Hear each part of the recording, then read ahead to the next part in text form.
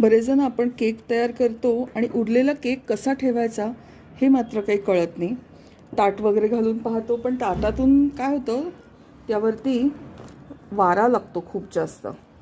तर त्यामुळे जर आपण असं हे क्लिंच फॉईलनी त्याला जर रॅप केलं ना, तर त्याच्यात अजिबात वारा लागत नाही.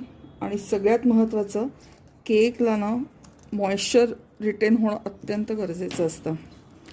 ते जर नीट छान रिटेन झालं तर केक साधारण 4 ते 5 दिवस अगदी डे 1ला जसा फ्रेश असतो तसा तयार होतो. आता तुम्ही बघितलं असेल, मी इथे चॉपस्टिक्सचा वापर केला ते पकडून ठेवायला. कारण काय होतं, बरेचदा ही अशी फॉईल ना निघतच नाही आणि मग ती आपण कापेपर्यंत ती पुन्हा एकमेकांना गुंडाळली जाते. सो ती काढल्यानंतर त्या चॉपस्टिक गुंडाळून ठेवली ना की ते काम अतिशय सोपं होऊन जातं.